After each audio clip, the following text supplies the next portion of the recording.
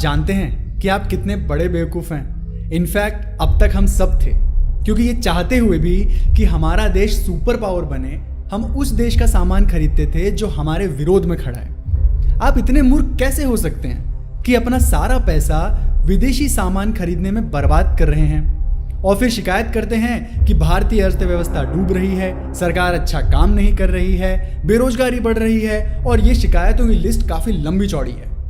एक तरफ हमारे प्रधानमंत्री अगले 5 सालों में भारत को 5 लाख करोड़ डॉलर की अर्थव्यवस्था बनाने की बात कर रहे हैं, वहीं दूसरी तरफ हम एक ग्राहक बनकर दुश्मन देश को अपना पैसा अपने ही देश को बर्बाद करने के लिए दिए जा रहे हैं।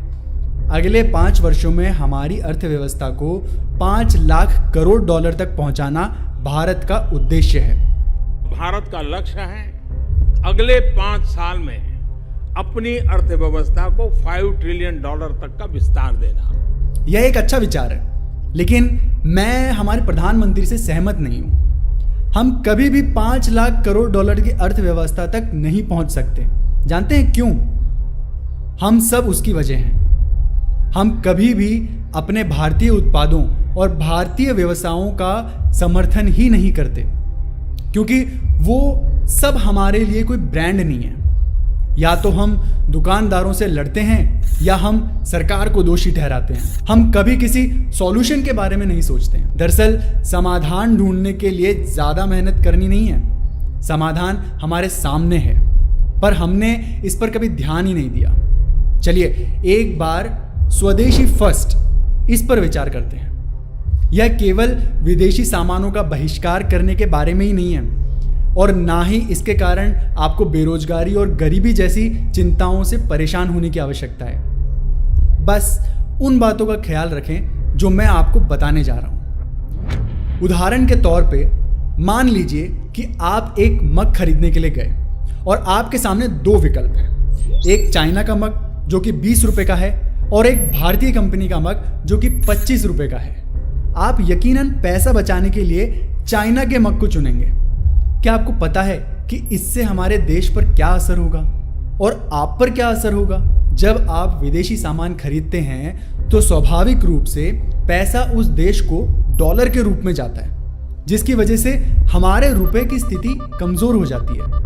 अब रुपए की स्थिति के कमजोर होने का मतलब ये है कि आयात महंगा हो जाएगा, जिसके कारण हमको पेट्रोल और अन्य पदार्थों के लिए ज्यादा दाम देना पड़ेगा। इतना ही नहीं, जब देश का इतना पैसा सामान आयात करने में खर्च होता है, तब सरकार टैक्स बढ़ाकर देश के मुद्रा कोष का संतुलन बनाती है। ये टैक्स आपके बचाए हुए 5 रुपयों से कहीं ज्यादा होता है। मैं सिर्फ इतना कहना चाहता हूं कि अगर भारत में बने सामान खरीदने में थोड़ा ज़्यादा खर्च करना पड़े तो भी भारत में बने सामान को ही खरीदें। यह न केवल हमारी जीडीपी को बढ़ावा देगा, बल्कि हमको बेहतर स्वास्थ्य सुविधाएं देने में भी मदद करेगा। एक पिता को अपने बेटे या बेटी को शिक्षा दिलाने में भी मददगार साबित होगा। साथ ही आप अर्थव्यवस्था को मजबूत करेंगे, और सबसे ज़रूरी बात, आप भारतीय कंपनी को बेहतर गुणवत्ता का सामान बनाने के लिए बढ़ावा भी देंगे। हमारे देश में बहुत प्रतिभा है। हमने दुनिया को कई सीईओ और वैज्ञानिक दिए हैं, पर उन सब ने विदेशी कंपनियों के साथ काम करने का निर्णय लिया। क्यों? क्योंकि भारत अभी भी नवीनीकरण यानी इनोवेशन और स्टार्टअप के मामले में काफ़ी कमज़ोर है।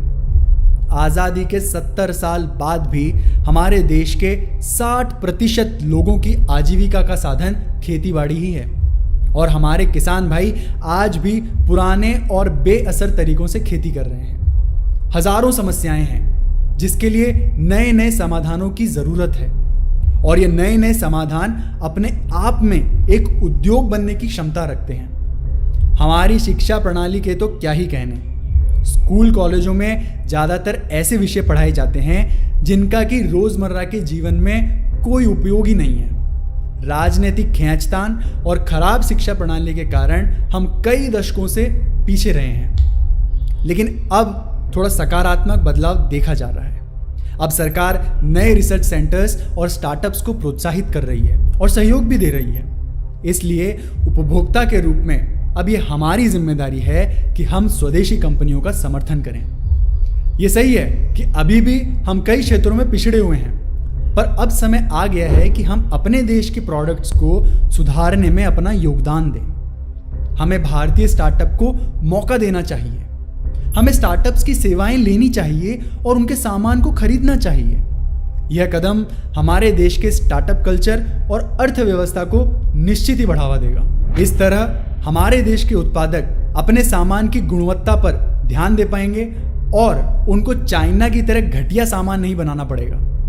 पर हमें तो हमेशा सस्ता सामान चाहिए, सब कुछ मुफ्त में मिलना चाहिए, नहीं? जब तक उत्पादकों को आपका समर्थन नहीं मिलेगा, वे काम कैसे करेंगे?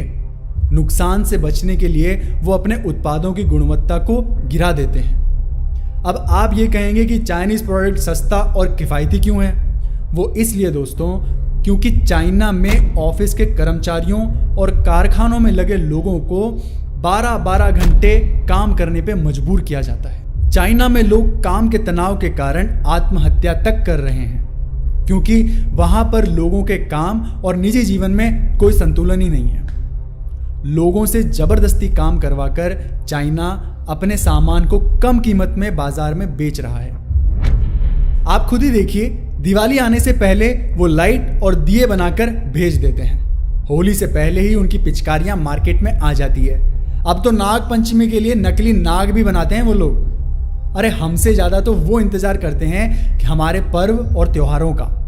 इस तरह चाइना हमारे स्थानीय व्यवसायों को खत्म कर रहा है, खाता जा रहा है, और आप लोग इस बात को समझ नहीं रहे हैं। भारत में मजदूरों का इतना शोषण नहीं होता जितना कि चीन में होता है, क्योंकि वहाँ पर कम्युनिस्ट सरकार है। हमारे देश में श्रम कानून सख्त है। यहाँ कोई भी कंपनी अपने कर्मचारियों से 8-9 घंटों से ज़्यादा काम नहीं करा सकती। इस तरह हमारे यहाँ कर्मचारियों के मौलिक अधिकारों की रक्षा की जाती है। क्या अब आप समझें कि क्या है स्वदेशी फर्स्ट? मैं आपसे किसी देश का बहिष्कार करने के लिए नहीं कह रहा हूं।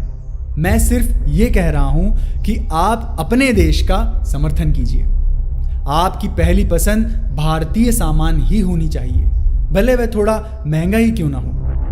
आपका यह कदम हमारे देश के उत्पादन को प्रभावित करेगा, जो बदले में रोजगार भी उत्पन्न करेगा और इससे हमारी अर्थव्यवस्था को भी व्यापक रूप से बढ़ावा मिलेगा। जब अधिक कंपनियां एक ही उत्पाद का निर्माण करेंगी तो कीमत स्वाभाविक रूप से स्थिर हो जाएगी और इससे सरकार को देश के नवनिर्माण के क्षेत्र में अनुकूल नीतियों को लाने में मदद मिलेगी।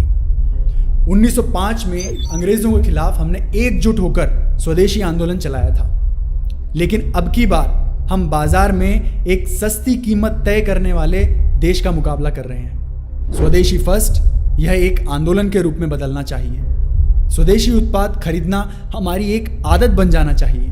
स्वदेशी फर्स्ट एक प्रयास है जो भारतीय जनता से अपील करता है कि वे विदेशों से आयात किए जाने वाले सामान के बजाय भारत में उत्पादित सामानों का उपयोग करें।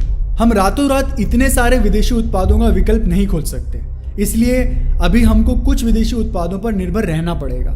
लेकिन आप जब भी कोई सामान खरीदें तो पहली प्राथमिकता भारतीय उत्पाद को ही दें। अब से कोई भी सामान खरीदने से पहले देखें कि वह कौन से देश में बना है। कोरोना संकट के कारण हजारों लघु और मध्यम उद्योग आज बंद हो गए हैं और हम नहीं जानते कि वे वापस आ भी पाएंगे या नहीं। कईयों को भारी नुकसान भी झेलना पड़ा है। इन उद्योगों को हमारे साथ की ज़रूरत है। उन्हें पुनर्जीवित करना हमारे हाथ में है और ये काम हम सब मिलकर करेंगे। देसी बनिए और स्वदेशी अपनाइए। स्वदेशी फर्स्ट की पहल अंशुल सक्सेना ने 31 मई 2020 को करी ताकि भारत के उद्योगों और उनके प्रोडक्ट्स को देश की जनता के सामने लाया जा सके। और इस पहल के तहत काफ़ी उद्योगों ने अब तक हमसे संपर्क भी किया है। जो भी लघु या मध्यम उद्योग स्वदेशी फर्स्ट से जुड़ेंगे, हम उनके प्रोडक्ट्स को अपने सोशल मीडिया पर ज़रूर प्रकाशित करेंगे ताकि ज़्यादा से ज़्यादा लोगों तक वो पहुंच सके। बहुत से अध्यापक और प्रबुद्ध जन भी हमसे इसमें जुड़े हैं ताकि विद्यार्थियों और उनके परिवारों तक भी इस जानकारी को पहुंचाया जा सके। स्ट्रिंग अपनी क्षमता में पूरी तरह इस पहल के लिए समर्पित है। ज़्यादा जानकारी के लिए आप अंशुल सक्सेना के सोशल मीडिया अकाउंट्स को विजिट करें।